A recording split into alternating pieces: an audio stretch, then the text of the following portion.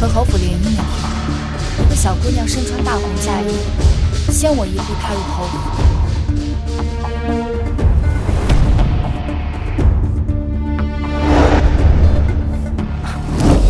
秦若霜，不被爱的人才低贱手贱。就算你是正妻，小侯爷心里也永远只有我的位置。哼！你敢不敢把你刚才说的话再说一遍？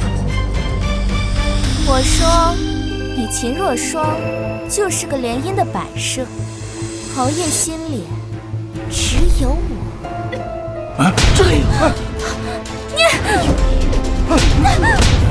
侯爷心里的你，笑我！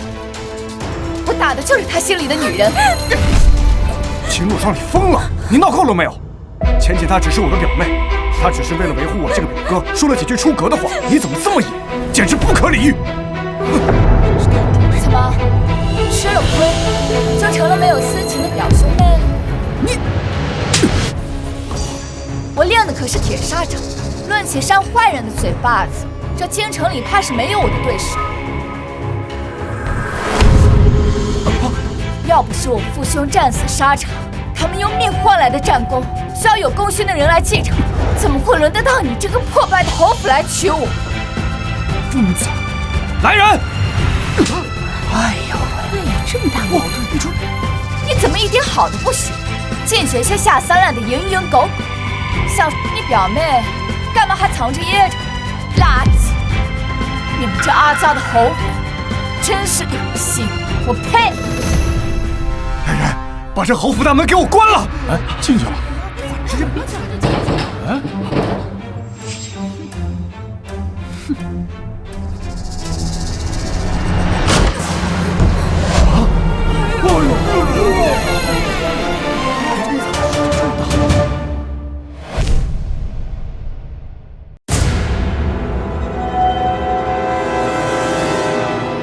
李良，你给我听好了，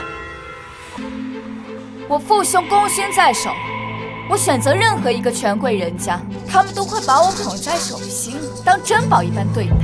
现如今是你们侯府没落了，上赶着求我才答应嫁的，你可别忘了，老侯爷在金殿苦苦哀求的样子，哪来的脸在这挑三拣四？给我死一边去！对了，你们好好商量商量，给我一个结果，不然明日我便去金殿告御状，抄你们侯府满门。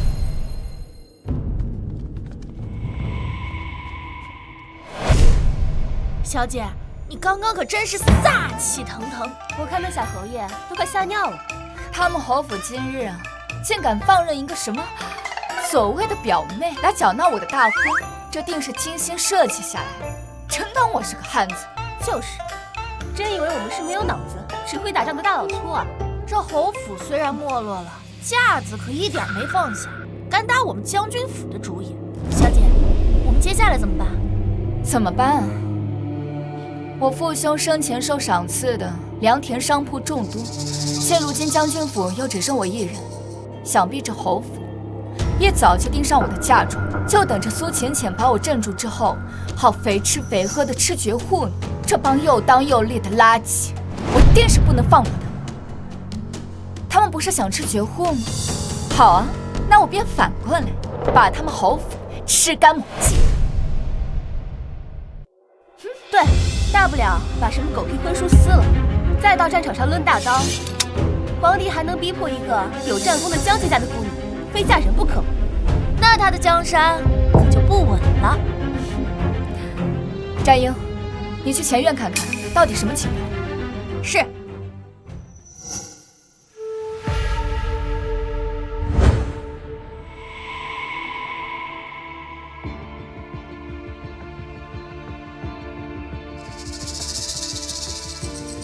小姐，老侯爷出来了，正在安抚宾客。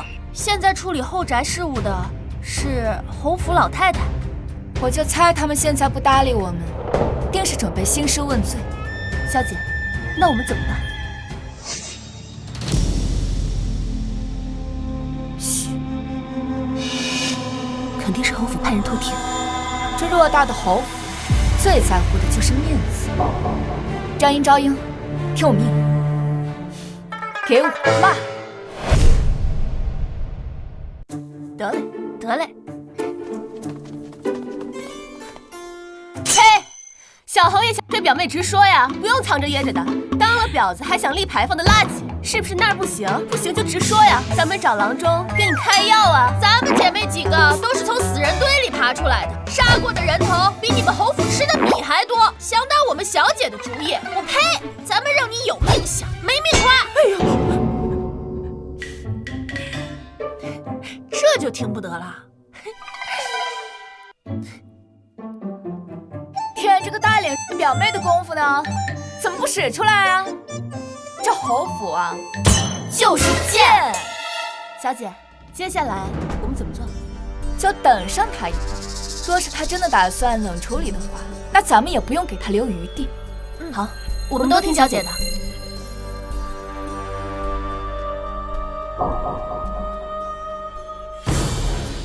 这都1个时辰了，看来这侯府不把我们放在眼里。看来他们是不想让我把事情闹大，丢了侯府的面子，想不拜堂直接就进洞房。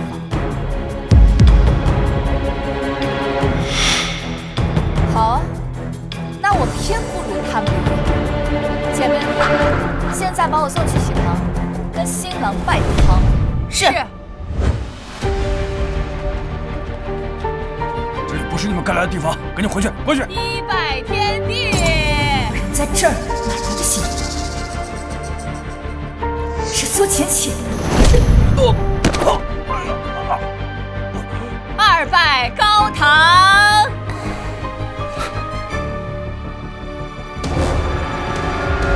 我看谁敢！我看谁敢！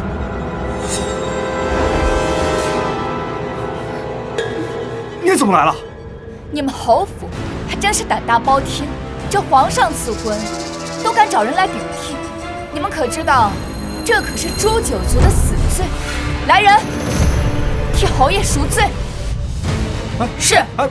不，你要干什么？哎呦！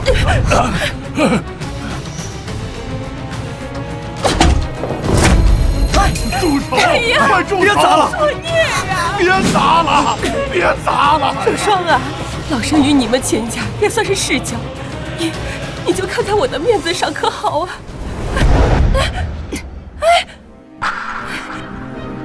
你们若是真心待我的话，迎娶进门举案齐眉，相敬如宾，我何尝不会做一个合格的心腹？到时候自会给你们侯府留足了面子。可你们一家人却是齐心协力，想要算计我的嫁妆，那你们侯府的面子便是鞋垫子。给我砸！哎，秦若霜，你就是个泼妇！李良，你给我听好了，若是你们想保全侯府全家的性命，那现在便带上你那个贱人表妹到我的门前磕头，每个人100个响头。若是少一个的话，我便去告御众。活命的机会已经给你，来不来随意。秦若霜，表哥，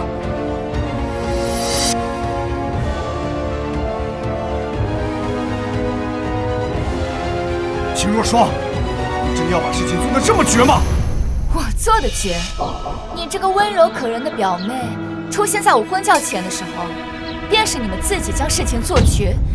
现在开始，给我磕，他磕你数，待会儿他磕够了，便是你磕他数。把父兄的铁券单数拿出来，这对贱人若是磕不够100个响头，那咱们便上金殿。是。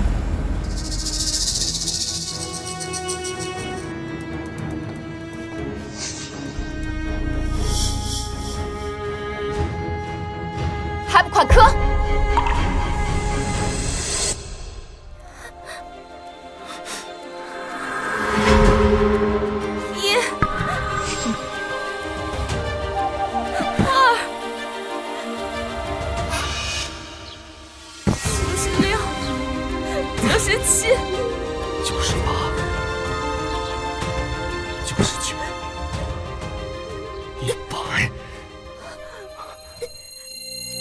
乖，这1两银子是赏给你的，签吧。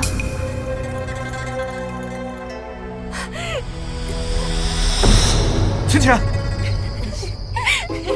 小姐，我们刚出去溜了一圈，你是没看到，现在全城的宾客都在暗暗嘲笑，侯府一夜之间成了全京城的笑话。大婚之日，全家人接着我们小姐是孤女，合起伙来想给我们小姐下马威，没想到被我们小姐反杀，回旋镖狠狠地塞进了他们自己的嘴里。那感觉比逼着他们自己喝自己的金汤还难受。那都是他们自作自受。来，干杯！秦若霜，你什么意思？你也不撒泡尿照照自己的样子，哪来的自信？还想爬老娘的床？秦若霜，我可是你夫君啊！跪下！小姐让你走才能走。秦若霜，你还要干什么？皇帝赐婚，那自然会监察虚实。若是第一夜就让新郎睡客房的话，传出去肯定会引人怀疑的。你别用这种眼神看着我，我对你这种白条鸡可是一点兴趣都没有。把你脑袋转过去，看你脸就觉得恶心。你个悍妇，你心中可还有半点对为夫的敬畏？聒噪！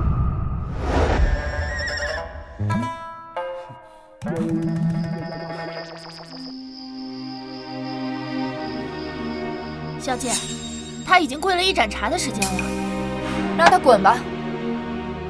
让他滚。是，滚！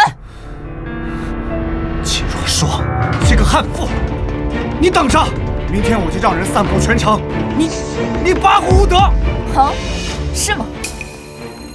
昭英，起居注记录好，小侯爷李良，新婚夜，龙凤呈祥，时间嘛，1盏茶。是，你传播谣言可从来不只是男人的专属手段。怎么，小侯爷是想再过1盏茶吗？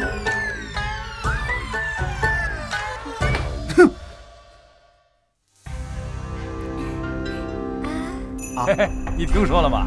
甜吗？将军府的那个秦姑娘又怕上守活寡了。我听说呀，小侯爷那个不行，只有这1盏茶的功夫。姑娘进了洞房，出来还是个黄花大闺女。秦若霜，表哥，你没事吧？来人呐！表哥，你别笑我！活该！咱家小姐跟着将军久经战场，不仅会操纵兵马，还懂得利用舆情。她呀，真是踢到铁板喽！你这个没用的东西啊！整个京城都知道你只有1盏茶的功夫，1盏茶呀！现在侯府的礼单上全是补上的补品，侯府的脸都被你给丢尽了。爹，这真不怪我，我昨天晚上什么都没做，是那个贱妇。他让我跪1盏茶就出来了，他是故意羞臊侯府，让侯府难堪。你还敢说啊？要不是你在大婚当日招惹他，叫他难堪，他能这样对你吗？算了，为父教你一招，在我们吃光他绝户之前，你要哄着秦若霜，千万不要再纵容旁人招惹他了，尤其是那个苏浅浅，听到没有？是，孩儿听命。不让旁人招惹他，我偏不。你们怕他，我可不怕。我要让他知道，这侯府后宅到底谁说了算。哼！啊，秦小姐独得了将军府的万贯家财，怎么还这么穷酸啊？出门还带着假首饰。假首饰？小姐，这不是你的发簪，你的发簪是黄金做的，这只是黄铜。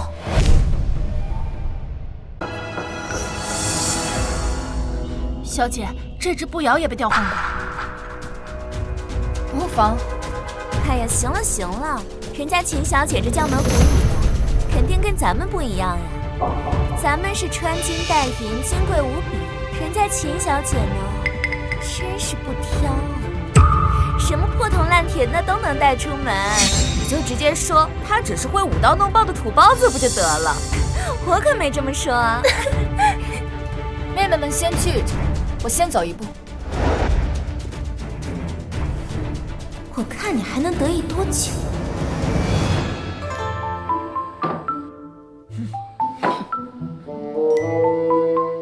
你这菜里还有虫子，你们这群奴才是怎么伺候我们家小姐的？这哪里有虫子？我怎么没看见？我看这菜干净得很呢。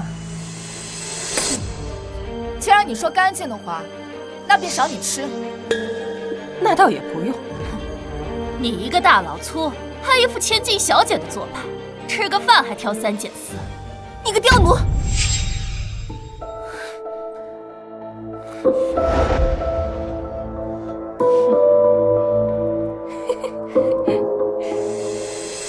小姐，秦若霜，你很快就会明白，谁才是这后宅的女主人。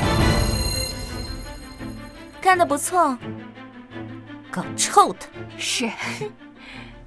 小姐，你干嘛不让我好好教训他？他们都欺负到我们头上了，你还一副不生气的样子。昭英，一盏茶之后，召集府内上下所有人集中。既然侯府的奴才们都这么不守规矩，那今日我便好好的教训教训他们。今日叫大家过来，就是为了宣布几件事情。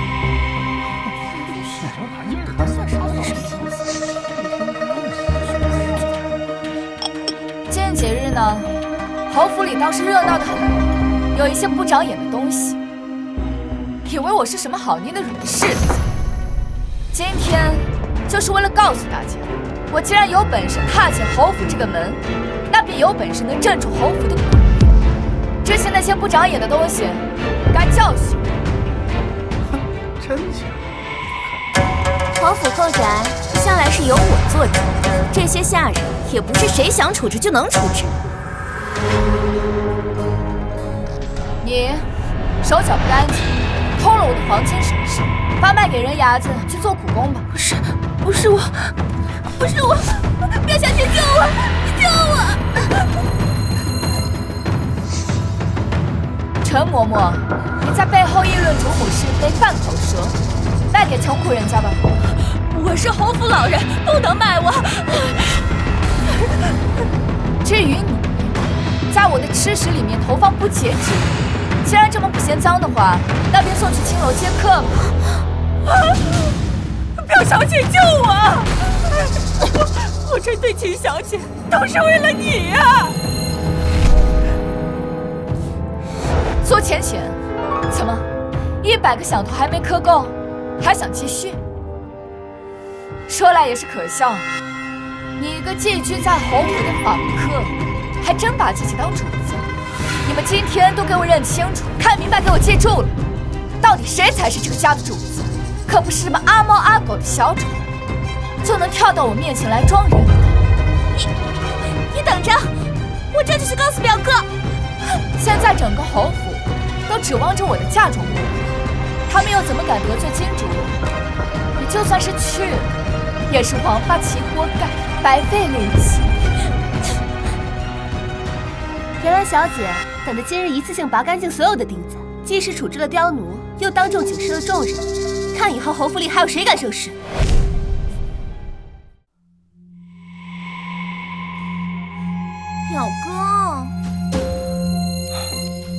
表哥，你可一定要为我做主。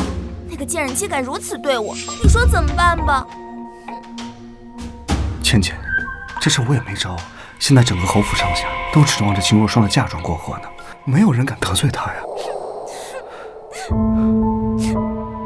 要不这样吧，过几天不是你18岁的生辰吗？我想办法去秦若霜那里弄点钱过来，给你大操大办，绝对让你风风光光的，好不好？真的？还是表哥对我最好了。秦若霜，到时候我定要好好羞辱你，把我失去的脸面夺回来。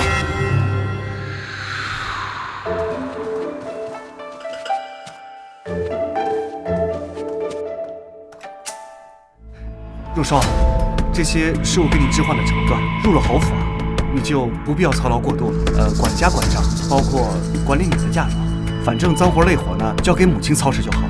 她有经验，比你更会持家一点。会持家，然后便把侯府操持成这个狗屎样子。在我没来侯府之前啊，你们连吃个鸡蛋都要算计半天，就这还好意思让我把嫁妆让出？哪来的大脸？李良，我看这几天没骂你，给你脸是吧？不给便不给，怎么骂得如此难听？把你那匹破布给我带走！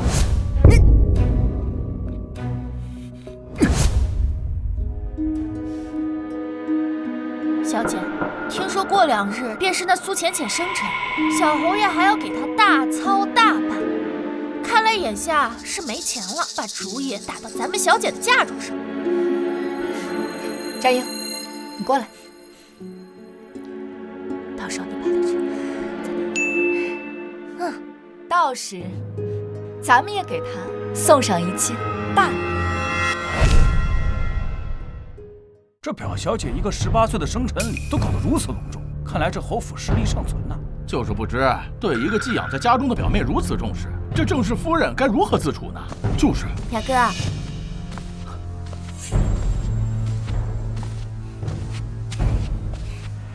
表哥，我今天好不好看？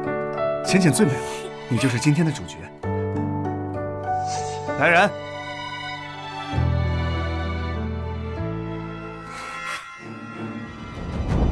哎呦，这可是只有侯府正妻才能佩戴的规制啊！看吧，当初嫁过来的时候我就说，这秦若霜啊不会受宠。小侯爷明明给她穿小鞋，她又能如何？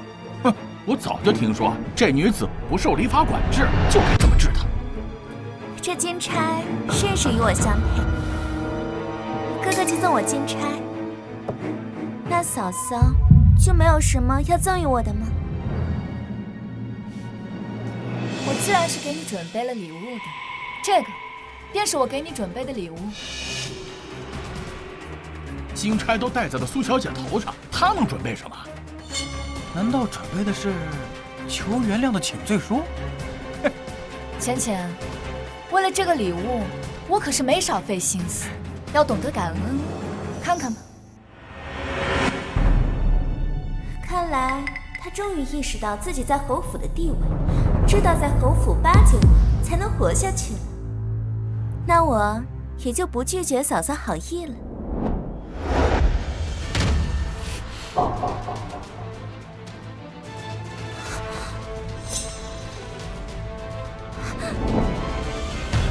什么？要送我去和亲？这……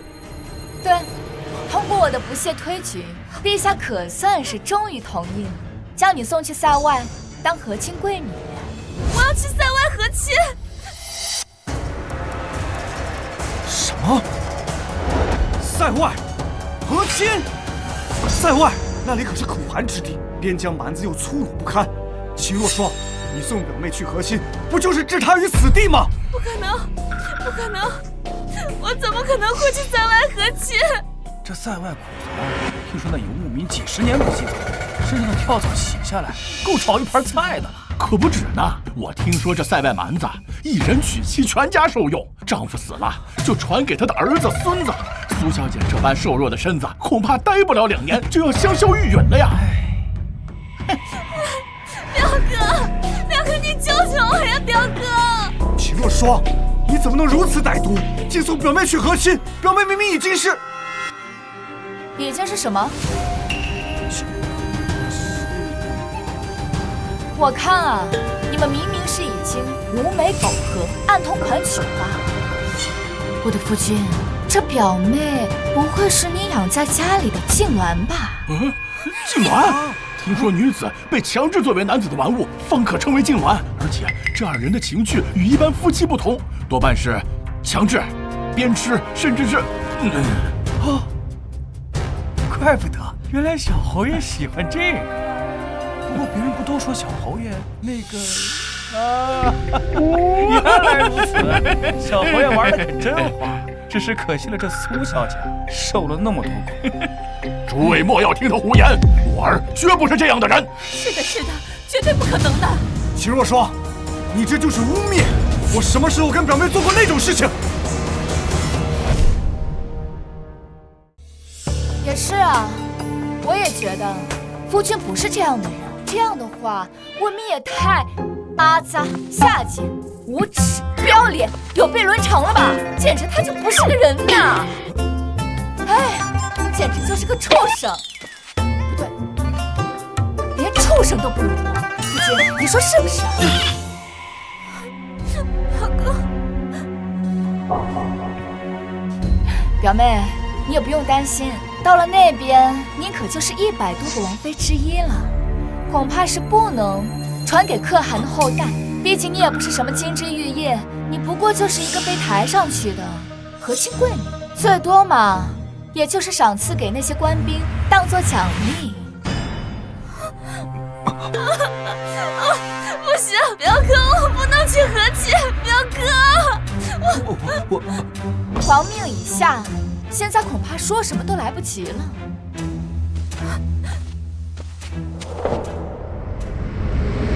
我不能去和亲，我已经怀了表哥的孩子，我已经怀了表哥的孩子。有此事吗？哎呦，你是痉挛了呀！你说什么？老爷，表妹，你说什么？表哥，我已经有了你的骨肉，这个是侯府唯一的血脉，你一定要留下他呀，表哥！你与表妹私通，还搞出了私生子，这若是让陛下知道，恐怕你这封爵就保不住。老爷，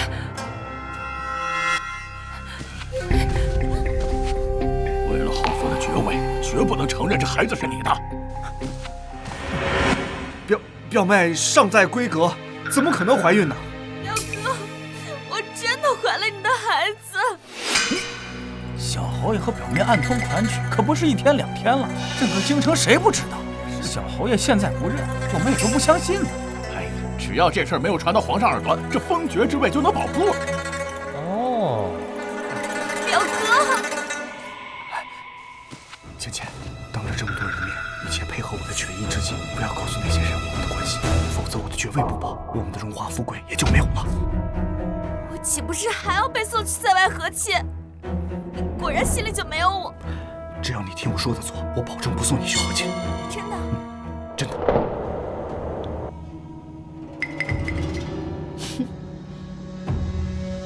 诸位，我刚才是慌乱之下口不择言，其实这孩子不是表哥的。不是他表哥的，孩子生父不明，但我表妹既已怀孕，便不能送去和亲了。我只好回禀皇上，收回成命。但至于有心之，谋划便不能得逞。嫂子，看来不能如你的愿了。索浅浅，我治你的招多着。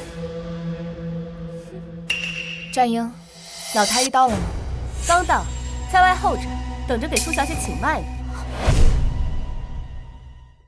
秦若霜，你什么时候找的太医？表妹莫不是以为我只是拿旨意吓唬吓唬你，实则什么都没准备吧？你这个贱人！表妹，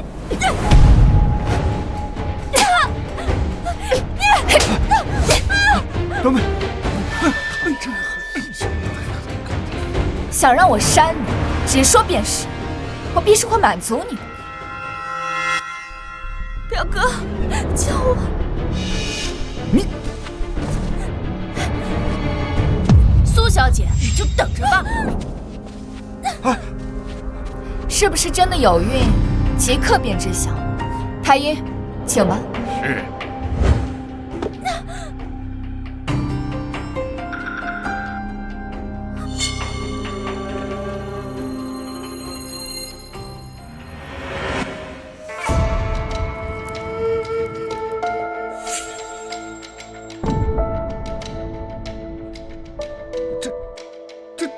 老太医，你确定这个是给人用的，不是给家畜用的？开玩笑了，微臣可是专业的。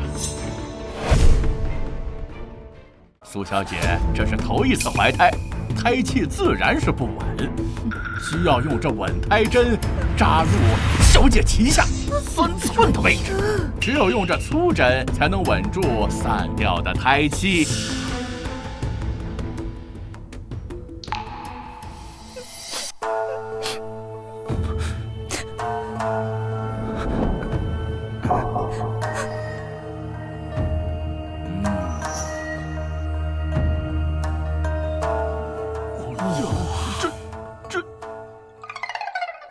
小姐莫怕，待会儿微臣给你把脉的时候，如果您胎相平稳，就不需要用此物。但是，如果您的胎相异常，就要用这小钩勾进你的小腹当中，勾出一些东西拿来看看。我不看了，我不看了。你是否怀有身孕，直接关系到皇命，岂是你说不看就不看的？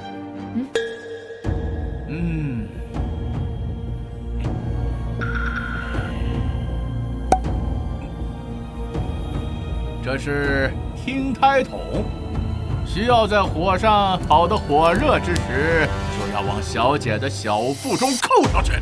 若是听到胎声，那就没事了；但是，若是听不到，就要在小姐的小腹当中划个半寸的小口，用铁勺使劲地寻找胎儿所在的位置。找到了，便罢了；若是找不到，就多划几个小口，直到找到为止。苏小姐，那微臣就开始啦。哎，表妹，老太医，你看我表妹都这样了，要不这脉就别耗了吧？是啊，这，确实有点狠，这，那怎么行啊？这可是陛下的旨意，而且苏小姐也是陛下钦点。若是不探查清楚的话，你们侯府上下怕是没人能给陛下一个交代吧？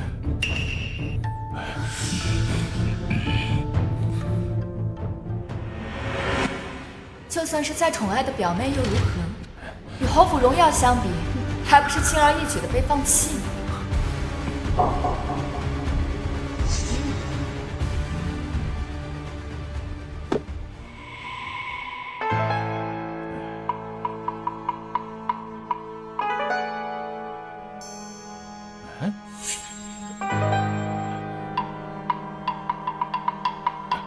秦小姐，这苏小姐她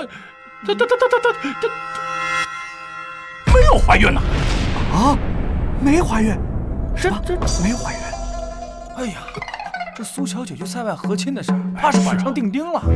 哎，看来这嫁给塞外蛮子的苦啊，苏小姐是不得不吃了呀。是啊，表妹。虽然表妹没有身孕，但却非处子之身。若是与塞外可汗和亲，恐怕这事是真的不妥呀。到时候若因此事影响两国邦交，你还有侯府可都是死罪啊！求求你了，你就放过她吧。若霜，咱们都是一家人，不能因为一个表妹拉上全家人去死吧？以后后院都听你的，还不行吗？小姐，老夫人都说了，把管家对牌钥匙给您，就我开一面吧。什么？对牌钥匙？不是说后宅都听我们小姐的吗？那不就是让我们小姐管家？我，哎呀，是。既然老夫人跟老侯爷都这么说了，那我这个做儿媳的又岂敢不答应呢？既然如此，和亲一事，我会去向陛下禀明的。这个结局正合我意。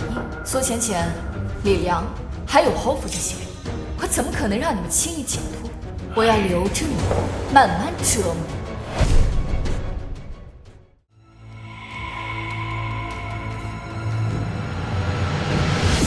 这秦若霜简直大逆不道，根本就没把侯府和我这个夫君放在眼里。我看，不如直接杀了，再把嫁妆直接抢过来了事。胡扯！他武艺深不可测，身边又有那么多女兵，怎么杀？谁去杀？杀了以后，又如何向皇帝陛下交代？你以后说话之前过脑子。那怎么办呢？侯府的家底都要亏光了，秦若霜的嫁妆没有到手也就罢了，连管家之权都交出去了，总不能一直这么耗着吧？咱们没时间耗了呀。我有一招。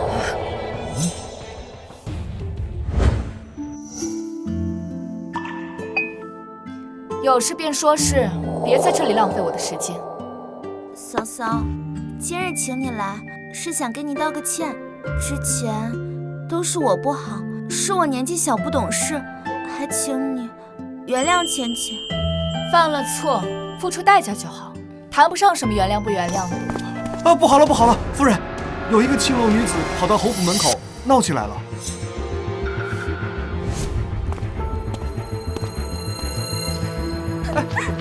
这成何体统？夫人，求求你给我一条生路吧！我们找一青楼女子，谎称是表哥相好，要纳入府为妾。以秦若霜的性格，定是不能容忍与妓女共侍一夫，定会大闹。到时我们便以7度之子休了她。哎呀，这个方法好啊！按律被休的女子的嫁妆尽归夫家所有，这样一来，我们就能名正言顺的留下她的嫁妆了。对，这样既能解决侯府的财政危机，又能把她赶出去，岂不是一举两得？秦若霜，你能打能杀又如何？这后宅的争斗还得靠脑子。你说清楚，到底怎么回事？我与小侯爷两情相悦，宁愿在青楼里长久的等着侯爷，也不愿接别的客人，所以保姆就把我赶出来了，说夫人不能收留我进府伺候小侯爷，我便真没活路了。你这是在逼迫我们小姐吗？我们小姐是将门千金，岂能与青楼女子共侍一夫？我说夫人，人家都求到这个份上，我看您就答应得了吧。是啊，同为女人，你怎么忍心看着别人被逼上绝路？这也太铁石心肠了。实在不是我逼迫夫人，我是真走投无路了。说夫人不能收留我，我便真只有死路一条了。夫人，你若不让我进侯府，我便长跪不起，以死明志。哎，你看看你，这小美人为我沦落至此，若我再不给个名分，那岂不是太不负责任了？今日谁说话都不好使啊！我一定要纳美人入府，日日宠幸，双宿双栖。嫂子，我看这位妹妹实在可怜，若是真的渴死在这儿，岂不是让外人笑话我们侯府薄情寡义，将门千金铁石心肠，表哥也会痛不欲生呢。我跟表哥这番添油加醋，秦若霜必定更加妒火中烧，说不定还会当街打死这个妓女，到时候便正中我们下怀。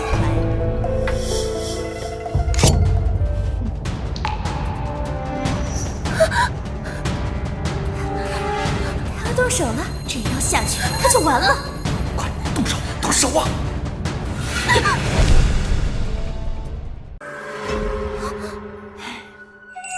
妹妹如此情深意重，做姐姐的又怎么会不成全呢？我出身武将之家，不上红妆，不过这个短刃可是我多年随身携带的，今日便送给你了，当做纪念吧。起来吧。这怎么可能？你就同意了？为夫纳妾，乃是贤妻之责，为什么会不同意呢？可她是青楼女子，我连你都能忍受，更何况一个青楼女子？你不行，我不同意。我们正氏夫人都同意了，表小姐是以什么立场拒绝呢？怕不是忘了，现在后宅归我们小姐，小侯爷的正氏夫人管呢。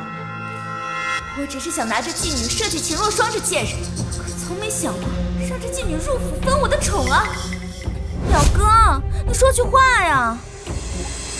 小侯爷方才也说了，今日啊，谁说话都不管用，他定要娶美人入府，日日宠爱，双宿双栖。放心吧，我一定会照办的，定不会让咱们偌大的侯府没了面子，也不会让夫君日夜煎熬。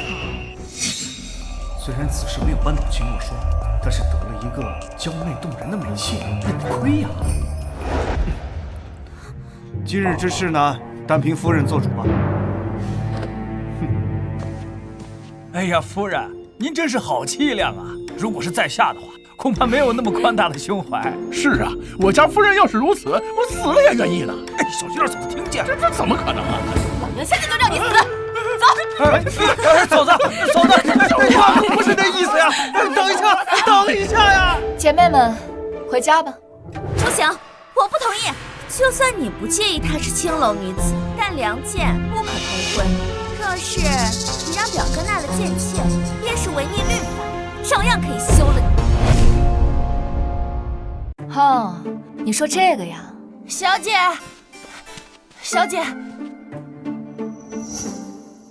我早就听闻小侯爷在青楼有几个相好，于是便把他们的生契拿到了官衙，改了户籍。他们现在可都是良女。可她毕竟曾是青楼女子，传出去对表哥的名声不好。可就连是青楼女子，小侯爷他都一视同仁，这不更显得情深意重吗？但她还没有分住处。我住的西院还有间空房，即刻便可入住。想以7出汉度之名算计我的嫁妆，真当我没有防备？秦如霜，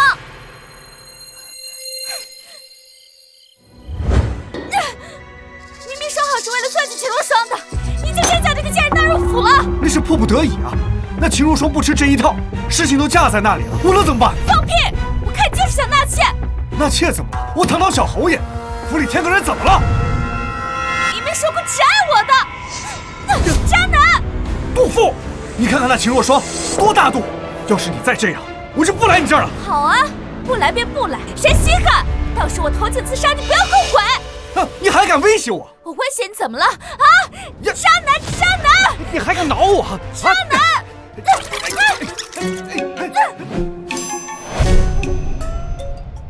小姐好计策，让这群小人偷鸡不成蚀把米，反而自己闹起来了。真当我们家小姐是莽夫，只会动粗？论计谋，我们也不差。就是，即便不费一兵一卒，照样玩死他。我只是平时能动手的，懒得跟他们吵吵罢了。谁？是我。夫人，请开门，我有话想和夫人说。进来吧。多谢夫人救命之恩。你白天还在道德逼迫我们家小姐，怎么现在又来谢恩了？怕不是黄鼠狼给击败你，没安好心吧？夫人恕罪，是苏小姐来青楼，逼我到侯府门口大闹，又逼老鸨把我赶走，我实在是走投无路才来这里。谁曾想，夫人没有给我赶走，还给了我一个安家之处。我虽是青楼女子，却也懂知恩图报，夫人大恩大德，没齿难忘。从今以后，我愿誓死追随夫人。身为女子，诸多不易，又何苦互相为难呢？你若是安分守己的话，今后便可留在这里读书习字，也可以学武傍身，也免得遭受他人的逼迫和欺负。但你毕竟曾经加害于我，你的生气我会一直扣在手上。若是他日你背叛我的话，那可别怪我把你发卖出去。好，我若有意愧对夫人，那便叫我不识荒野，不得好死。起来吧。夫人，我从小在青楼被教授女工、歌舞、制香，若有朝一日夫人用得上，但凭夫人差遣。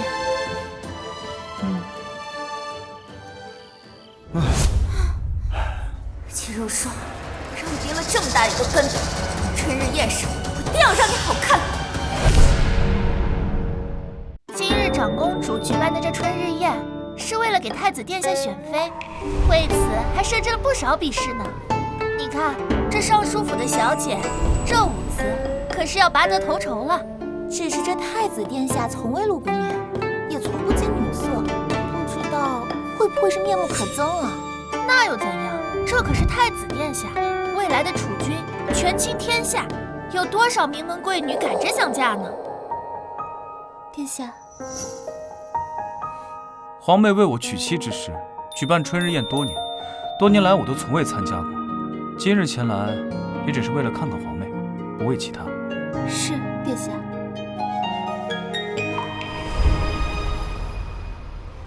这京中才女果然不凡，这舞姿名动京城。一般吧，还没柳红跳得好。你一个舞刀弄剑的懂什么？有本事你上去比啊！我才不去。好，真好，妹妹的舞姿果然不凡，有京中赵飞燕美名。多谢长公主夸赞。众所周知，我皇兄不喜欢寻常女子，琴棋书画他都不在意，平生痴迷武学。第2场比试便比武艺。诸位姐妹，有谁可愿意来？还有比武环节呢？还有比武环节呢？那都是京中未出阁的女子参加比试，你一个已婚妇女就别凑热闹了。我想比就比，你莫要管我。哎呀，你快回来，别闹！哎呀，你个泼妇！回禀长公主，这场比试我想试一试。这不是小侯爷刚娶的夫人吗？为了太子选妃设置的比试，他来凑什么热闹？就是，他一个有夫之妇，还敢觊觎太子殿下？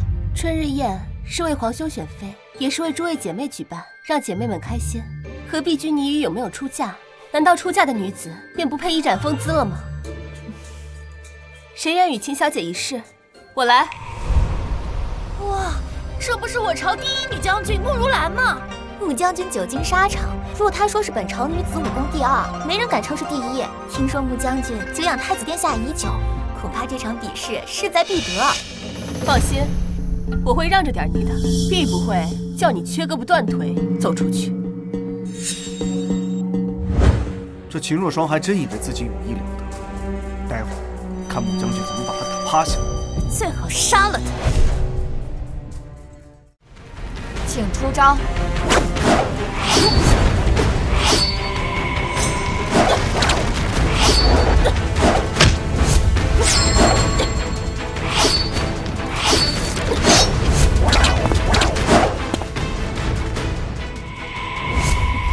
穿着裙子还敢来参加比武，不如赶紧回家绣花。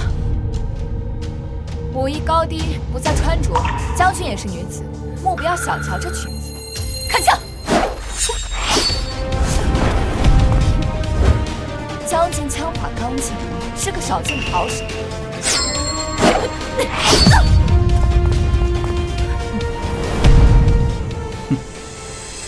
啊，穆将军这是输了吗？我没看错吧？你没看错，而且还输得很快。这秦小姐也太厉害了吧！可恶，这都没让她出场。秦若霜还有多少本事没有使出？看来这绝户不好吃啊！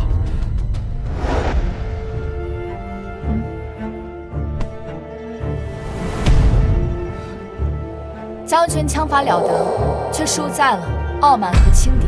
哼，那便不是我技不如人，我不服，要求加赛。公主殿下，我要求加1场射箭。若是射箭武艺，秦小姐都在我之上，那我便输得心服口服。这，秦小姐认为如何？当然可以，难得遇到像穆将军这么强劲的对手，我当然愿意。武痴，不过倒是跟一个人挺像的。这是特制的箭靶，射中靶心，轻而易举。要如何才能赢过对方，全看2位的本事。看来要赢过他，需要出奇招。穆将军，这次若是再输了，可别再嘴硬了。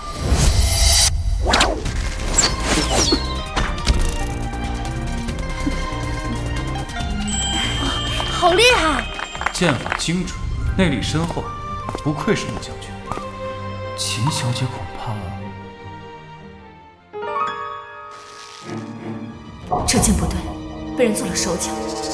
这下看你怎么赢。秦小姐怎么还不射？若是再不射，可就要放弃比赛了。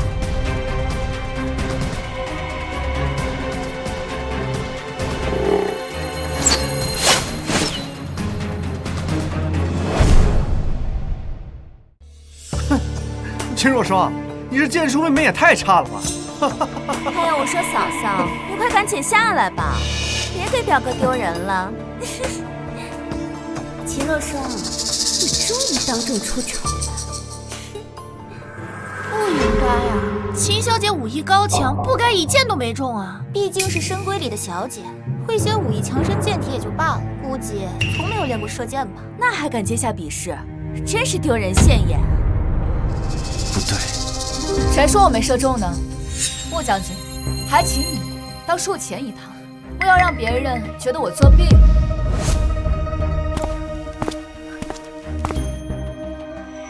这点雕虫小技就想难倒我？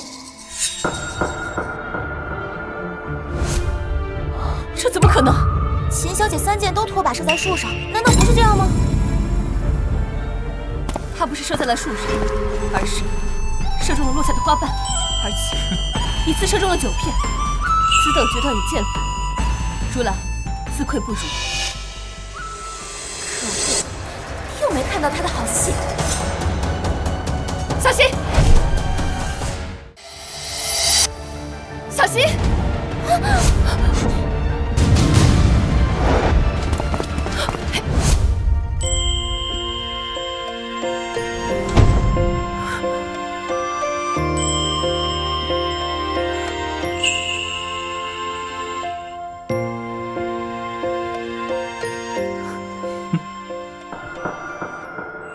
秦小姐，对不起，你的剑，我……将军，你乃是众人心中的榜样，断不可当众这么说。我知道此事一定是受人指使，交给我便可。殿下，如兰今日算是见识到了什么叫人外有人，天外有天。回去必定精进技艺，不再骄傲自满，自请戍边3年，磨练心性，望殿下应允。看来秦小姐对穆将军的影响颇深，也好，本宫应允，谢殿下。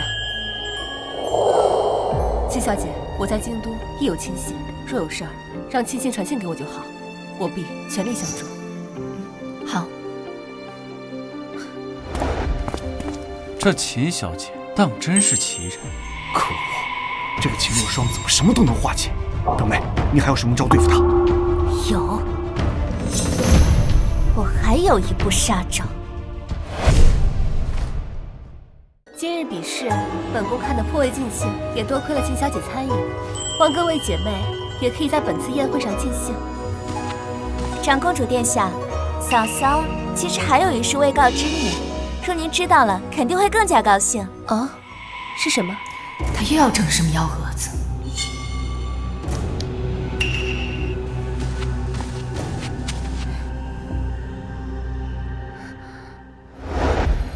哇，这便是嫂嫂特意为长公主殿下准备的。哇，这件蟒袍好漂亮啊！真不愧是秦小姐送的，这么远看就能看得出来，这金线在阳光下熠熠生辉，绣工精巧，品香不凡呢。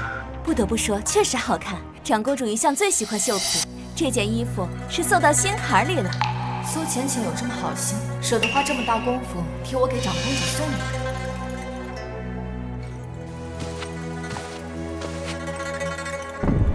果真是好的，不伤人心啊。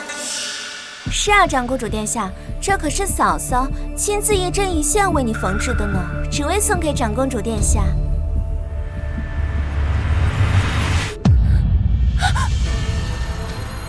秦若霜，你好大的胆子，竟敢送本宫5爪金蟒！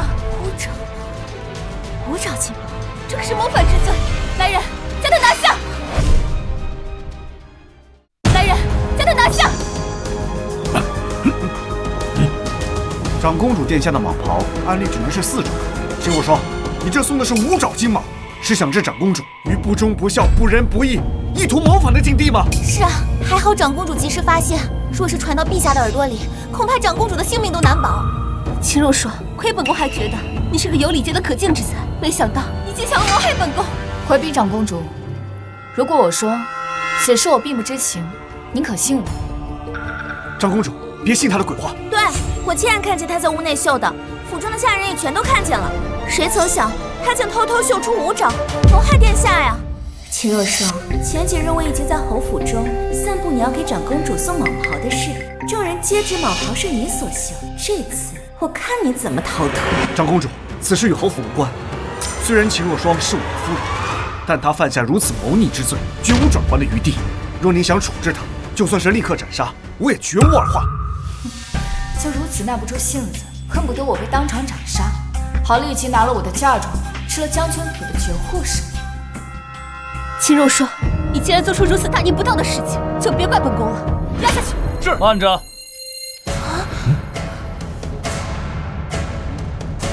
我觉得此事另有蹊跷。切，你是什么东西？长公主的事情也轮得到你管吗？就是，恐怕这人跟秦若霜是一伙的。长公主殿下，求您一同处置。住口！皇兄，你怎么来了？皇兄，他是太子。他是太子。太子，参见太子，参见太子殿下。小侯爷，好大的威风！我倒是不知，本宫堂堂太子，怎么被你一个侯爷处置？微臣不敢。太子，我与他素不相识，他为何要替我说话？都起来吧。回禀太子殿下，这个秦若霜藐视君威，意图谋反，他就送给长公主5掌蟒袍，请您立即处死他。好大一顶帽子呀！苏小姐一口一个意图谋反，你可知谋反乃是诛九族的大罪，你们侯府一个都跑不掉。不是这样的，此事乃是秦若霜一人所为，我们不知啊。我愿立刻写下休书。此刻，这罪妇与侯府再无关系。秦小姐，你有什么想说的？回禀太子殿下，此事确实与我有关。哦。还请太子殿下将这蟒袍交给我，再给我准备一碗清水。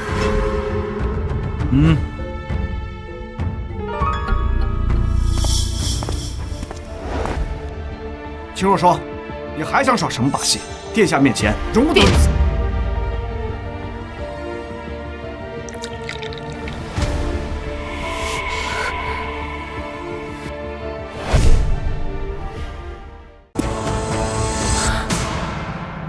奇了，原来这不是龙爪，而是一朵金花。金花，你不是说万无一失吗？不知道这怎么回事，我明明让人绣了5爪的，这怎么是4爪？幸好我早有准备。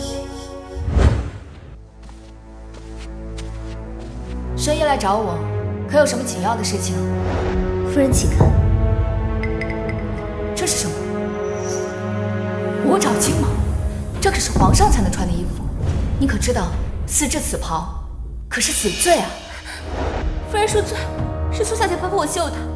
苏小姐吩咐我绣这5爪金蟒时，我便觉得奇怪，想到今日府邸私下都在传，夫人要给长公主绣一件蟒袍，在春日宴上送给长公主，便更是心生疑惑，赶紧来跟夫人说明。5爪金蟒，看来他们是想置我于死地。柳红，你精通女工，可有什么迫切的法子？奴婢会以特殊技法，能将它变成双面形。到时你将它浸在水中，纹样会有所变化。既然你们要加害于我，那就别怪我反将一军。回禀太子殿下，回禀长公主，此乃琼花，乃是天下无双的祥瑞之花。这金蟒脚踏祥瑞之花，寓意着福泽绵长。臣女祝长公主千岁千岁千千岁。长公主千岁千岁千千岁。若霜，方才是本宫冤枉你了，望你不要怪罪本宫。你有什么心愿，本宫都帮你实现。臣女确实有一个愿望，还请太子殿下和长公主一定要成全。你尽管说，本宫能做到的都满足你。既然方才妹妹这么想替臣女送礼物，那便让她给在座所有的贵女屈膝下跪，并说：“姐姐，我错了。”若霜说的都对，这样来化解众人对我的误解，如何？想得美，秦若霜！我好歹是侯府的人，好歹是小侯爷的表妹，你这样折辱我，这表哥的面子于何地？你就不怕表哥怪罪于你吗？难道小侯爷会为了一个远房表妹怪罪我这个正妻吗？听说侯府内宅常年是表妹当家，今日一看，似乎真是如此。秦小姐乃是功勋忠义之后，又是皇上钦点的侯府正妻，你一个侯爷竟然帮着外人来欺压皇上钦点的正妻，这事儿要传到皇上耳朵，我看你这小侯爷有用当。不会，怎么可能？你能让他做什么，他照做便是。表哥，他还不照做？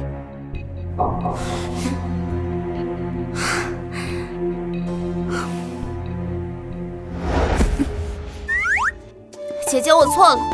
秦若霜说的对，大点声，没吃饭吗？莫不会是这长公主的宴席没有把你招待好吧？姐姐，我错了。秦若霜说的对。姐姐，小姐姐，我错了。秦若霜说的对，可以了吧？可以了，非常有诚意。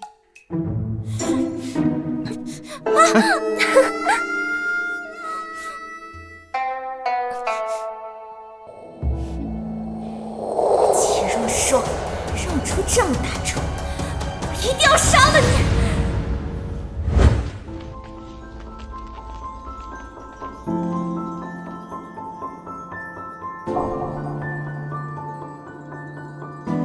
太子殿下方才为臣女仗义直言，臣女甚是感激。秦小姐客气了。不过，本宫看你倒是极为面熟，你可曾随着秦老将军去过边关战场？父亲，哥哥，我得胜归来了。看你这身男儿装，像什么样子？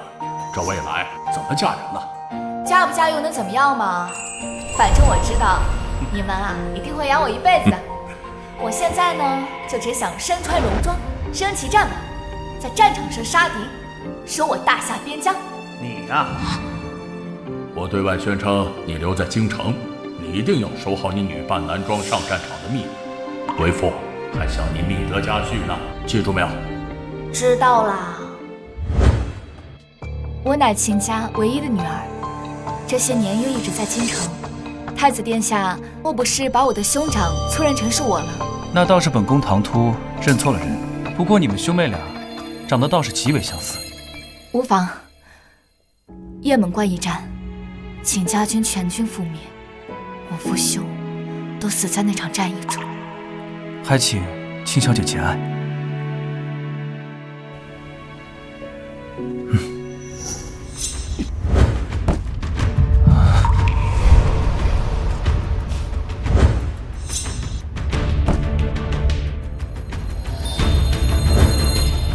就是他。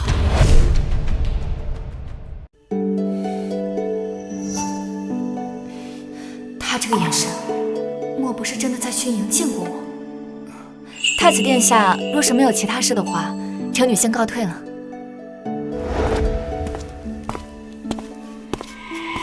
没想到多年后再见，你已嫁为人妇，侯府乃龙潭虎穴，他们屡屡算计于你，今生就算没有缘分，本宫也会护你一世平安。开得真漂亮，这个不错啊。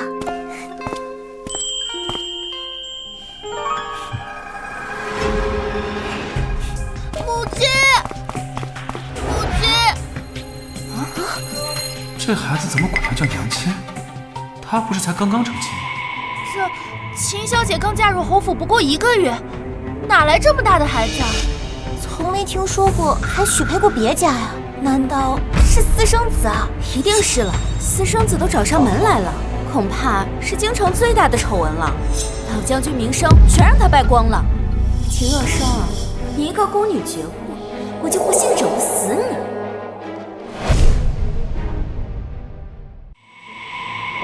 这两人还真的跟狗皮膏药似的，一个阴招接着一个阴招，让人烦不胜烦。你是谁家的孩子呀？为何要乱认娘亲啊？我是你的孩子啊，母亲。孩儿知道你现在是侯府的夫人，不想认孩儿，可是孩儿好想你，求你别不要孩儿。呀，嫂嫂，这是你的孩子啊？哎，你别说，眉眼跟嫂子还真有几分相似呢。表哥，这么大的孩子，表哥你已经不知？我完全不知。秦若霜，原来你嫁入侯府前就与他人私通，还搞出这么大个孩子来，你把我们侯府当成什么了？简直是不守妇道，给我们京城闺女的脸都丢尽了。这小侯爷还真是可怜啊。就是啊。他不是这种人，定是要伤无心。长公主殿下，此贱女瞒着我与他人私通，还生出个孩子来，微臣实在不堪耻辱，还请长公主为微臣做主啊！你想怎样？微臣恳请休妻，将此贱女进猪笼。进猪笼，这可是身为女子最难看的死法了。活该，是他不守妇道在前，我可不愿同这种人同为京中贵女。老将军若是在天有灵，定会被他气活，再气死。为人母亲的能如此心狠，连自己的孩子都不要了，活该受此大刑。就算剥皮抽筋都不为过。他说这是我的孩子，你们便都信了？孩子是最纯洁无辜的，从来不会撒谎。他如今都跑到你身边喊着你母亲了，还能有假？就是。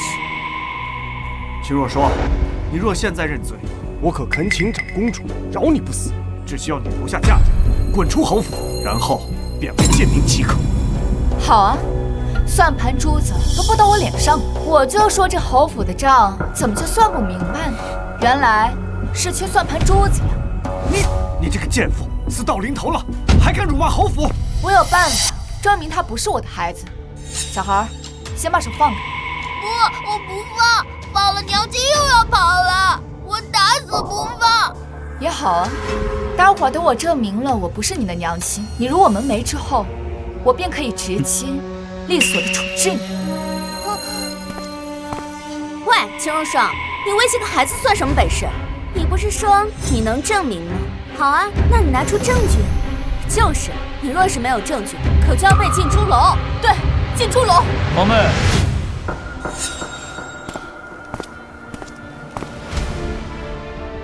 这些就是你推荐为太子妃的京城贵女，刚吃了人云亦云的亏，就又人云亦云，简直就是一群无脑的蠢货。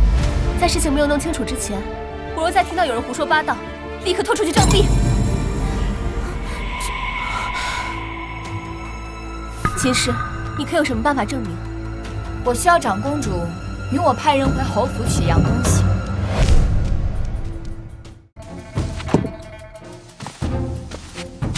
此乃我父兄从西域收缴之物，只需要将测试之人的血滴在这兽头上。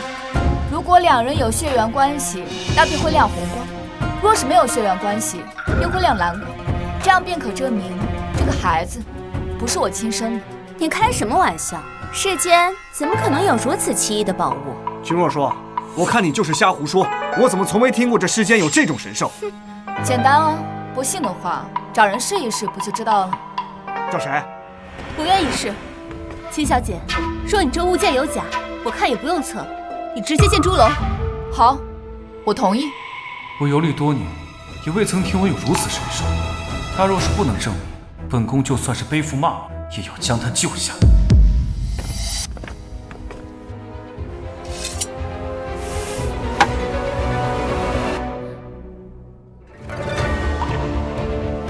月儿，谁知道会不会有人暗中操控神兽发出红光，作弊呢？哼！是蓝光。秦若霜，你连作弊都做不明白。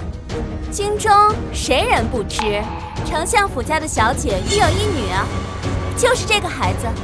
你这鬼东西，却说这孩子不是亲生的，你还说不是耍大家？我看呀，你就该被扒光衣服进猪笼。对，长公主，请立刻把这贱妇进猪笼。秦若霜，事实如此，这次我也保不了你。我的神兽从来都不会出错。这位小姐，您确定这个孩子跟你真的是母女关系吗？当然，这事是众人皆知的。大家都看到了，事实都摆在这里了。秦若霜还要说别人母女不是亲生的，破坏人家母女关系。切！长公主，请准许我立刻把这贱妇拉出去，进猪笼处置。对，进猪笼。对，进猪笼。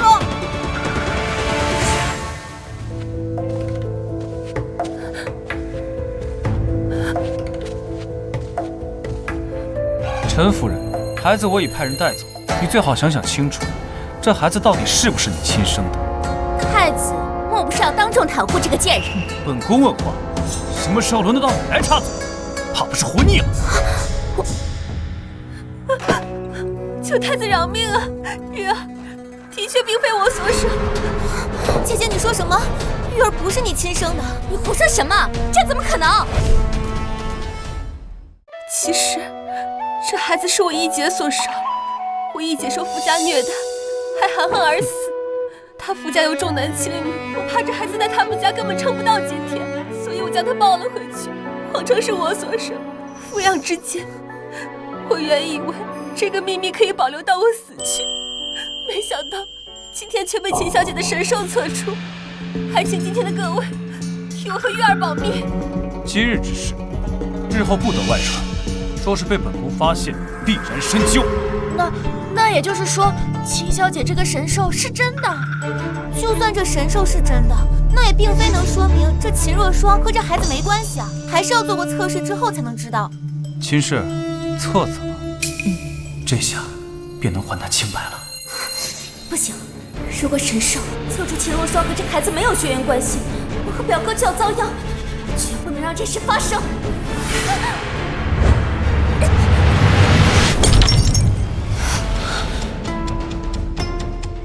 苏浅浅，你居然故意损坏了老将军给小姐的遗物！长公主殿下，臣女是不小心的，是后面有人推了臣女一把，臣女这才不小心跌出来的。神兽受损，这还怎么测试？怎么还秦小姐清白？是，长公主，刚才我表妹就站在秦若霜跟前，说不定推她之人正是秦若霜，就是为了不想让我们看出她跟这个孩子有关系。我提议，还要换个方式证明，否则还是要进猪笼。专门想让我换个法子，是担心这法子能还我清白是吗？秦若霜，你故意推我出来打碎神兽，只能说明这孩子就是你亲生的。我看你现在就要被进猪笼，还要扒光衣服游街示众。谁说神兽碎了便失去作用了？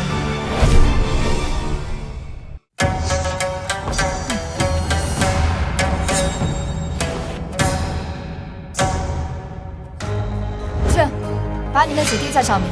娘亲，太爸疼，孩儿不测。放心吧，以我的手法，定不会弄疼你的。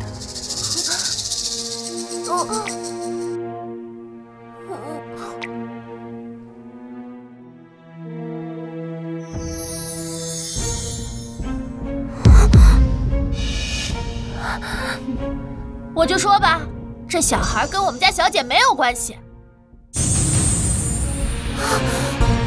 这什么意思啊？若是发紫光，则证明测试的两个人并非两代人，而是同样年纪的人。不信的话，可以在场随便找个小姐来跟我测试一下，定然就是发紫光。什么意思啊？这怎么可能是同样年纪的人？猪鼠？难道这个小孩是一个成了年的猪鼠？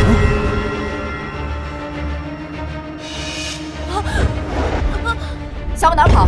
这事真的不怪我，是他指示我，让我认娘的。我对此事并不知情，你休要污蔑我！这是你给我写的契书，让我谎称是孩子，诬陷秦小姐婚前不忠。事成之后给我良田百亩，上面还有你的指印呢。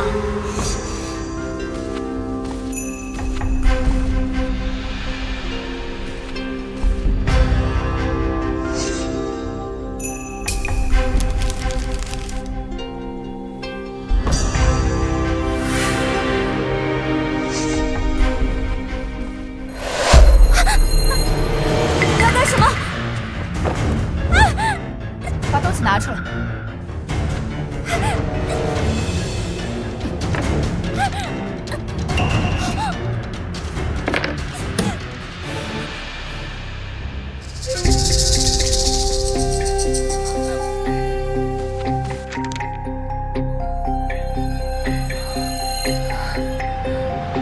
果真如此，竟然是你在诬陷秦小姐，还当众用这样的下三滥的手段来诬陷侯府正妻，我看你是活够了！殿下饶命啊！殿下饶命！我不是故意的，求您放过我。契约都签了，还说不是故意的。如果这都不是故意的话，那天下的地契、房契都可以随意收回，就说不是故意签下的就行了呗。就是，你谋害秦小姐是板上钉钉的事，没跑了。我原先以为是秦小姐对不起侯府，没想到你这个女人蛇蝎心肠，竟如此对自己的嫂子下毒手，还想用此事将秦若霜置于死地，没想到反被她害了。这事不能怪我，这个侏儒是秦若霜的姘头，这个侏儒是秦若霜的姘头。苏小姐，我看你是疯了，已经气得开始说胡话了。从春日宴开始，苏小姐就一直针对秦小姐，若是只有1次2次也就罢了，可是那么多次，但凡是个明眼人都该看出来这是个阴谋。就是，苏小姐这是拿长公主、太子殿下和我们当傻子耍呢。我有证据。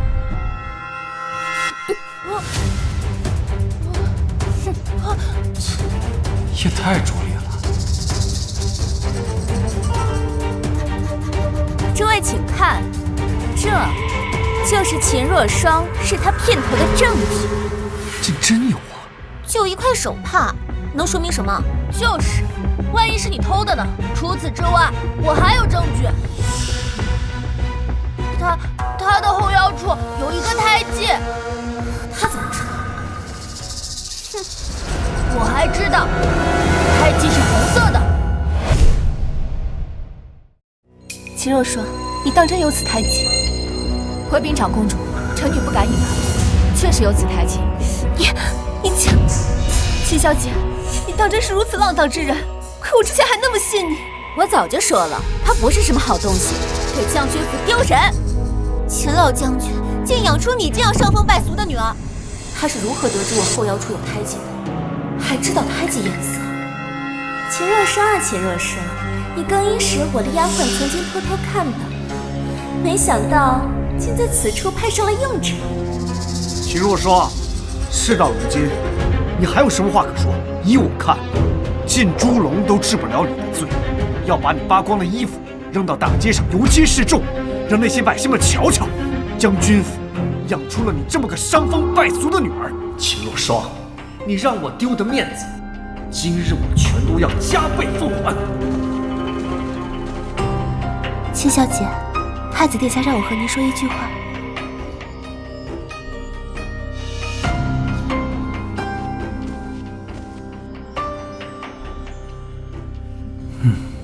苏浅浅，既然你害了，那我们就新仇旧恨一起算。秦若霜呀，秦若霜，我劝你最好赶紧俯首认错了。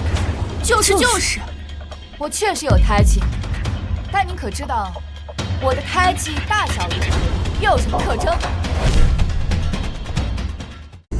我当然知道，知道什么就快些说出来，莫要磨磨蹭蹭。是红色的。还有呢？有铜钱大小，是圆形，没那么深。胡扯！回禀长公主，回禀太子殿下，我身上的胎记是小时候救兄长时被炭火所伤，边缘带3道浅纹，形状像柳叶一般，远远比铜钱要大得多。刚才那名男子只知道我的胎记是红色的，其他的便一概不知。想必呀，便是刚刚有人趁慌乱告诉他，而刚刚靠近过他的人，便只有苏浅浅。长公主殿下，我刚刚真的什么都没有做。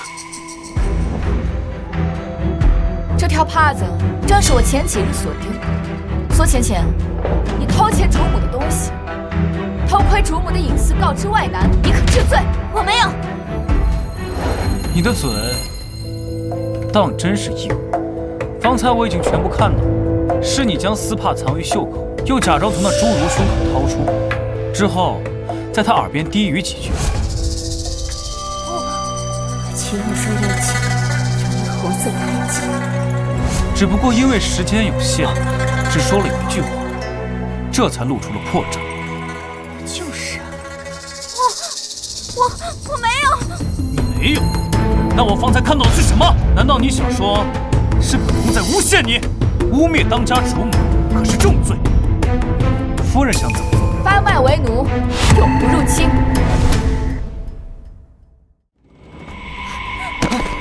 芊芊，什么？我说发卖为奴，永不入京，听不明白吗？表哥，救我！表哥！殿下，芊芊是我远方表妹，她父母早已离世，去世前千叮咛万嘱咐，求我好好照顾她。若她变卖为奴，那我岂不是成了不仁不义之人了？小侯爷此时替表妹求情倒是积极，刚才污蔑秦小姐，嚷嚷着要让人家进猪笼，甚至还有扒光衣服游街，居然还有2副面孔。就是，要不是秦小姐和太子殿下拆穿了苏浅浅的阴谋，现在秦小姐怕是跳进黄河也洗不清了。张布，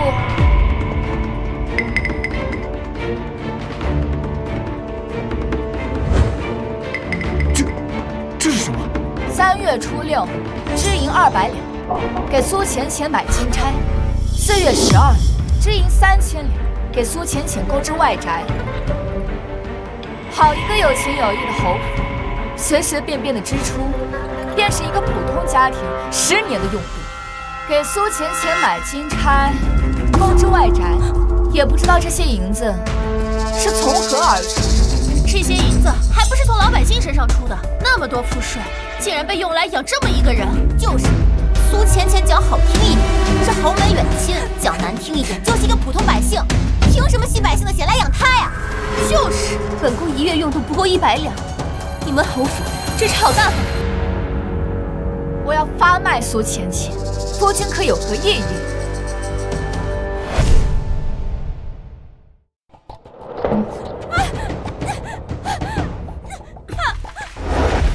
秦若霜，我不会放过你的。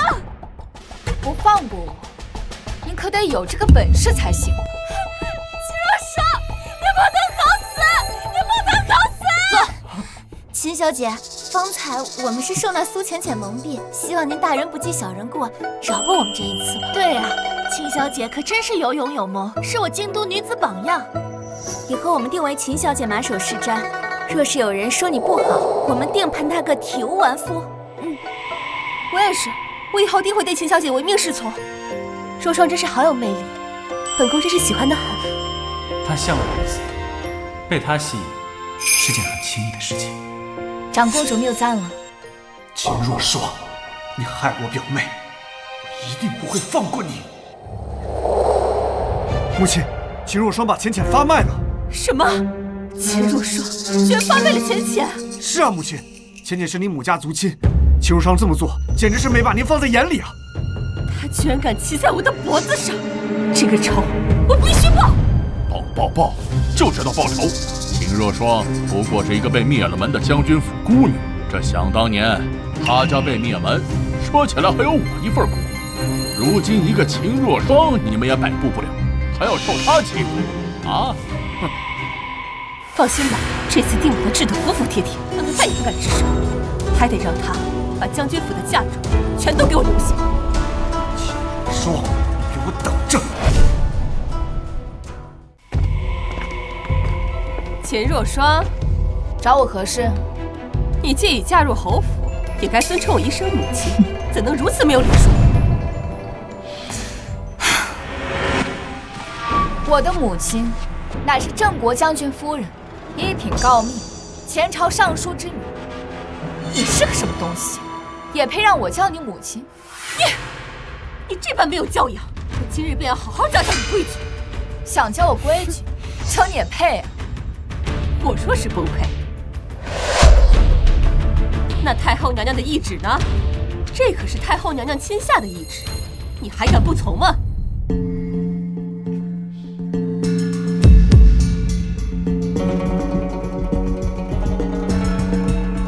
太后娘娘的懿旨，谁敢不从啊？你想怎么教？唉，从明日起，你需每日天不亮就来给我请安，给我斟茶倒水，按肩捶腿。还有啊，我这身体不好，你须得给我煎药，我那药需要文火3个时辰，烈火3个时辰。你需要亲自守着我的药锅。若是敢离开半步，或是让我不满意，那即刻扫地出门，留下所有嫁妆。这才是你的主要目的。听明白了吗？听懂了。不过我觉得呢，这并不能解决问题。什么？老夫人身体不好，我呢倒是有一个法子，保证能让您身体康健，宛若18。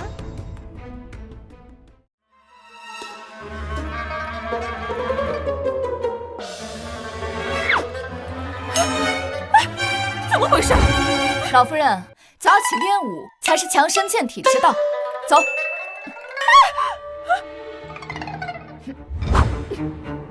嘿。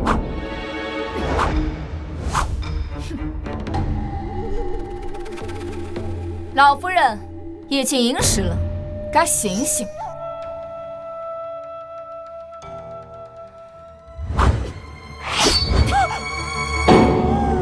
夫人，夫人。哎呦，这个秦若霜，也不知道是我教训他，还是他折腾我呀。老夫人，该起床练武了。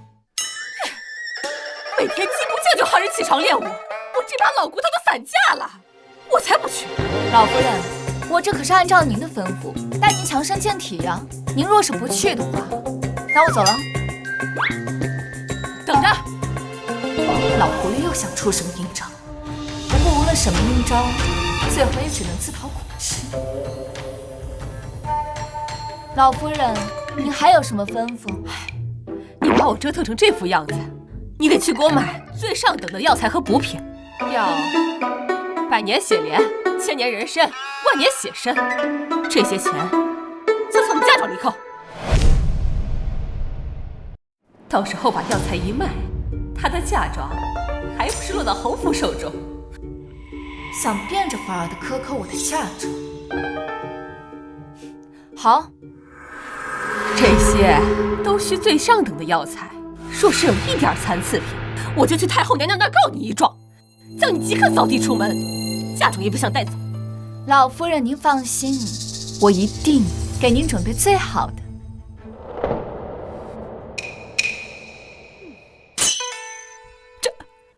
这什么？这个是野菜汤，这个是野菜丸子，这个是野菜炒野菜。老夫人，您身子虚弱，虚不受补，这必须得清养。您可知道这一桌子野菜我费了多大的功夫啊？我让你去买最好的药材，你弄这么一桌兔子吃的东西干什么？哎呀，老夫人，您怎么还着急了呀？你不会要咬人了吧？定是心火太旺。来，喝点野菜汤，清清火。秦若霜，我可有太后的懿旨，你要是胡搅蛮缠不听我的，我就去太后娘娘那告你。我这可是去宫中特意请来了庞老太医，太后娘娘也同意了这种补法了。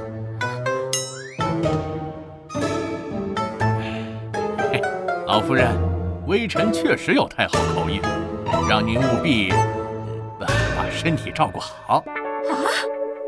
这人哪吃得进去啊？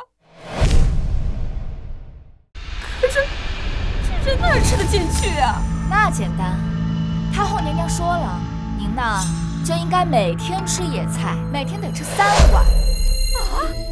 您若是觉得吃不下的话，自会有人帮你。老夫人得罪了。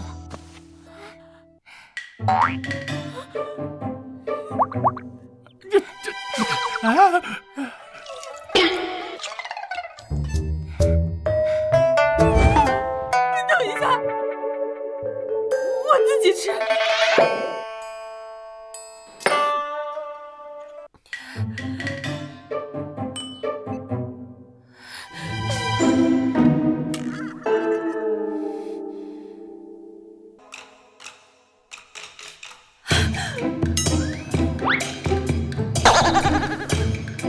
装逼算计，治你。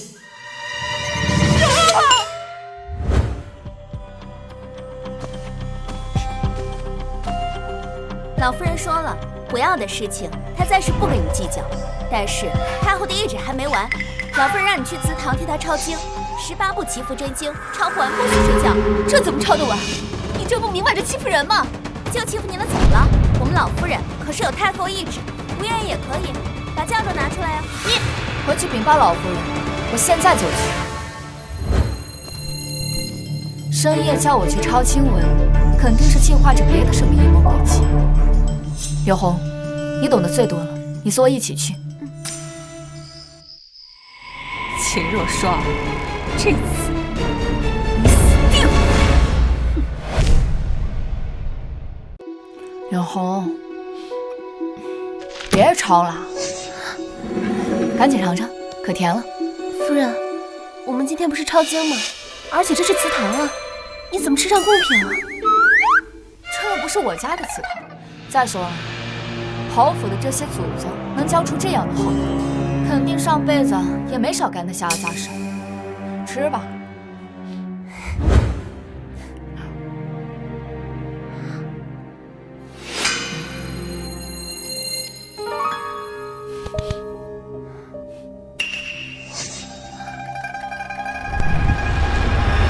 夫人，是迷情眼。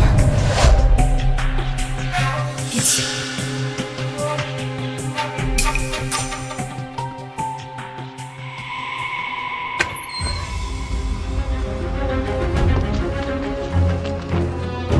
跟我斗，我吃的盐比你吃的饭多。秦若霜，过了今晚，人人都会知道你是个不要脸的荡妇。到时候，不但你的嫁妆全归侯府，我还要你死无葬身之地。去吧。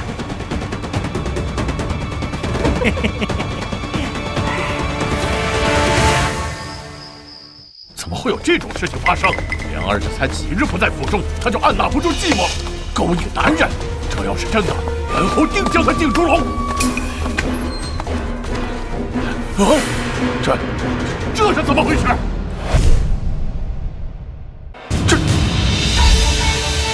这是怎么回事？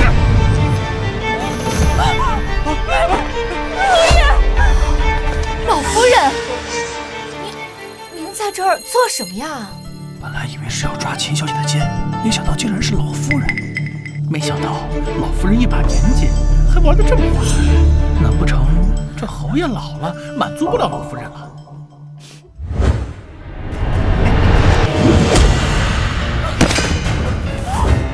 别急，既然你们侯府这么想置我于死地，那我便让你们自食恶果。把他俩给我抓过来！侯爷饶命啊！想都没想到是老夫人呐！都是秦若霜，我昨晚是来抓他的奸的呀，侯爷。我，老夫人，我昨天夜里也没来过祠堂啊，你怎么可能是来抓我的？胡说！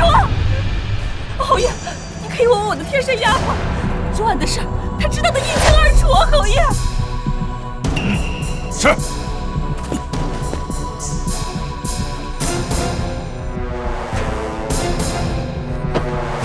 昨晚是你叫秦若霜来的祠堂。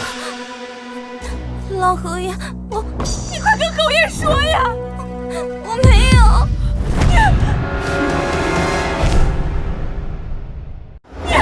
你是我的贴身丫鬟，你怎么能撒谎呢？我没有撒谎，我没有。侯爷，侯府众人皆对下人苛待，可自从我管家之后，下人们的待遇提高，遇到事情我还会贴补银钱。现在侯府众人早就为我所用，连贴身丫鬟都这么说了，想必不会有假。肯定的，老夫人怎么会想陷害自己的儿媳呢？看来给老侯爷戴绿帽子这事儿是板上钉钉了。够了！你这个伤风败俗的贱妇，把我的老脸都给我丢尽了！侯爷，你听我说呀，侯爷！闭嘴！把这个奸夫，给我拖出城外庄园去，看押起来！没我的命令，不许外出！那个庄子又破又老，我年事已高，身体又不好，你把我送过去，不就是要我死吗？谁让你给我戴绿帽子的？带走！李岩，多年夫妻结婚，你不能这么对我。秦若霜，我这辈也不会放过你的。错人斗不过我，错鬼我更不怕。带走！讨厌！走！走！不要！饶命啊！饶命啊！冤枉啊！老侯爷，你还有什么事儿？又废，你们都逃不掉，我要一个一个把你们侯府吃干抹净。小姐，自从苏神前被流放，小侯爷整日棉花素柳，都把家安在了那些烟花女子的床上。那不是正好吗？给我省事儿了，省得我天天看他那张脸犯恶心。小姐，小侯爷回来了，现在在侯府门外。烦人的玩意儿又回来，走吧，去看看。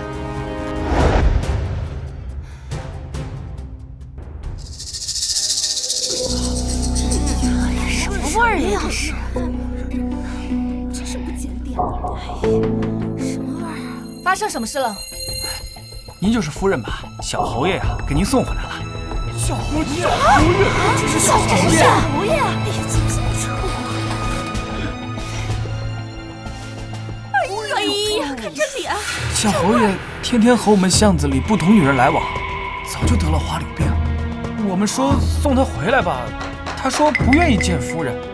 但如今呢，小侯爷实在病得厉害，我们就只能给您送回来了。我说这小侯爷太不爱惜自己身体了吧？怎么弄成这个样子？夫人名声一向很好，秦老将军和小将军在世的时候没少给我们施粥一点。这小侯爷真是身在福中不知福啊！就是你看这。秦若霜，我不想看见你。良儿，这他妈真丑！侯府的人还真是虚伪，可惜演技拙劣，父慈子孝的不好。秦若霜，自从你嫁进侯府，坏事就接二连三。我儿如今这样，全是因为你。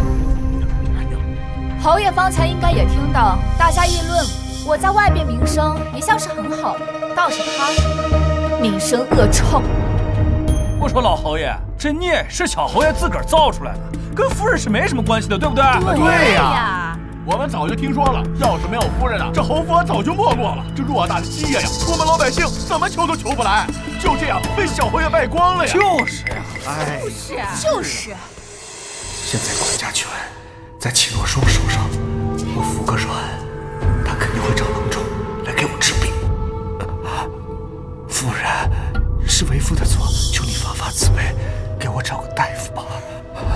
把小侯爷抬进去吧，放在柴房，每日给他1碗粥便可。你怎么能如此对我儿子？前些日子老夫人生病了，这府里的银子都给她瞧病了，手里实在是没有什么闲银子。就算你没有钱请大夫，你身为人妻，不应该净身侍奉、贴身照顾吗？大夫说了，我现在有病在身，实在是不太方便去伺候他。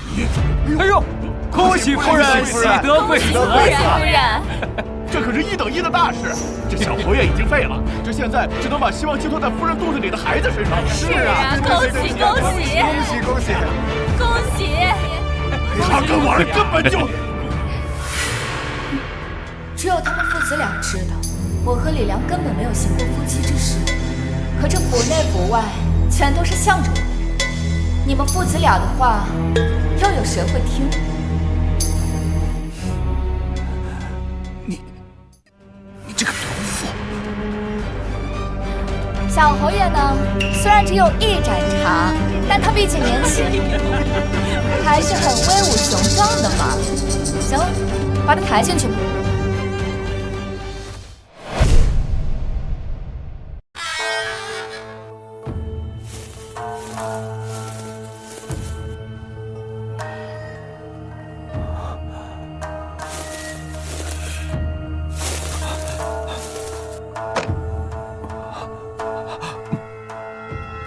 想当初，秦家战败是我一手促成，没想到如今我们家却被将军府的一个孤女搞成这副样子，我的心实在是不甘了。那个女人竟然真的将我关在柴房里，每日只给我1碗粥，她是诚心想饿死孩儿。父亲，这一次断不可留的。为父有办法了，本侯出手，这次必将他碎尸万段。哼！小姐，小姐，佳音，出什么事了？你平日里可不会如此鲁莽。小姐，我刚刚听老侯爷说，秦家战败与他有关。看来，老将军和少将军的死与他脱不了干系。我这几日在查看侯府的账簿，就发现了有许多猫腻，还有一笔巨额的支出，想必这定和前线有关系。难道他们勾结外邦？你去联系太子殿下，明日我要见他。是。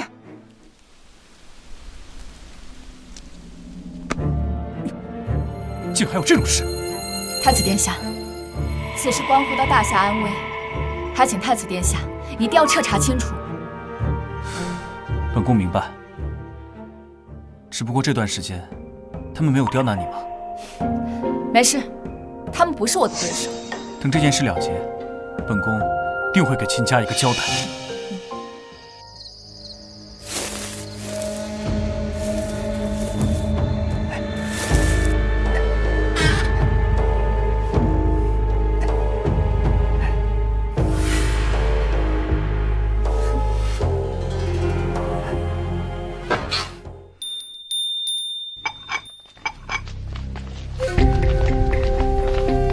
秦若霜，看到太后娘娘还不赶紧下跪！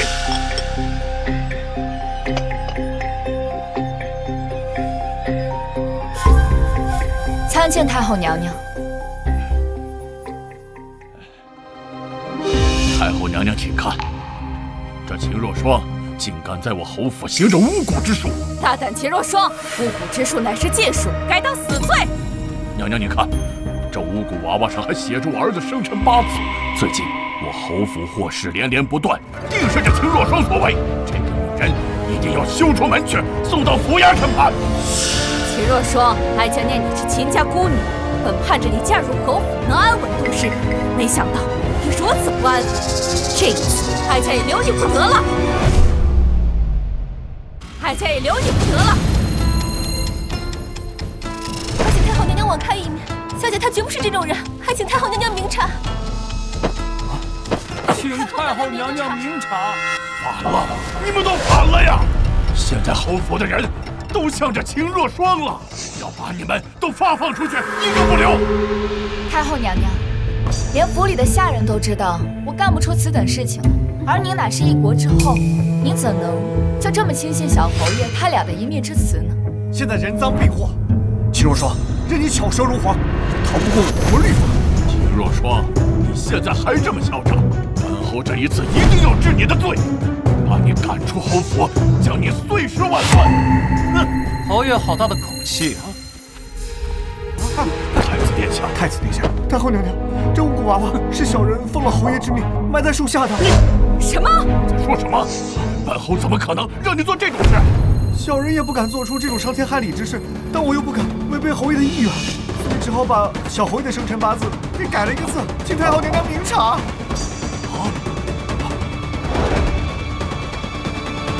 当真写错字？夫人，在我母亲生病的时候，给了我一大堆银子，要不是夫人，我的母亲恐怕早就没命了。夫人菩萨心肠，不应该被奸人所害呀。李忍，不亏本宫还信任你，想必你夫人进宫跟我说的那些话，秦若霜如何苛待她，也是假的吧？太后娘娘恕罪。太后莫急，他侯府干的阿杂事还不止这些，这本账簿记录了侯府与外邦勾结的所有事。他侯府常年入不敷出，欺压百姓，钱都拿来支援敌军了。不仅如此，雁门关一役秦老将军与少将军战死，也是他们侯府所为，是他们将消息散布给敌军，他们才是真正的乱臣贼子。秦老将军与少将军为我大夏立下赫赫战功，到死都是马革裹尸，没想到竟然不是死于敌军之手，竟然是被自己人所害。李衍、李良，证据在此。即日起，侯府查封，资产全归秦若霜所有。侯府亲眷除秦若霜外，满门抄斩，即日行刑。饶命！看在老陈年迈的份上，饶了我吧！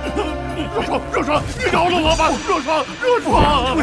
侯府害我将军府全家，还一门心思的想着吃绝户，但你们万万没想到，苍天有眼，如今却让我反将你们吃了绝户。若霜，我错了，救我！若霜，快走！若霜，饶命啊！我错了，若霜，娘娘。若霜，哀家险些听信奸人坏话，误会你莫要怪哀家才好。太后娘娘，若不是您的话，我将军府的仇还不知道何时能够报。还要多亏叶儿啊！起来吧。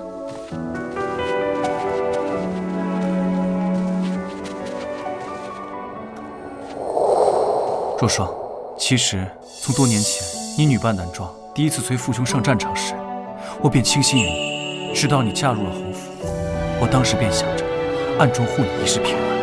到了后来，我才知道你与那小侯爷只是空有夫妻之名。现在侯府已倒，你可愿随我回去？本宫许你太子妃之位，以后你便是一国之母。本宫保证以后不会再娶，绝不会让你再受人欺负。谢过殿下，不过若霜已经想明白了，这后宫庭院并不是我真正想去的地方。我一心只想前往边关，去完成父兄尚未完成的事业。好，那明日我便请奏父王，封你为镇国将军。即日出发，镇守边关。谢过殿下。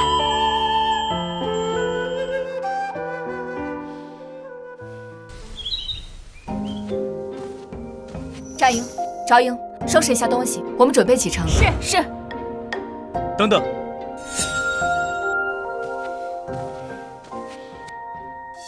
秦将军，我已向父皇禀明，自愿戍守边关3年。将军可愿带我一同前往？我萧明业愿为秦将军鞍前马后。将军既然要守着百姓一世太平，我便随将军一起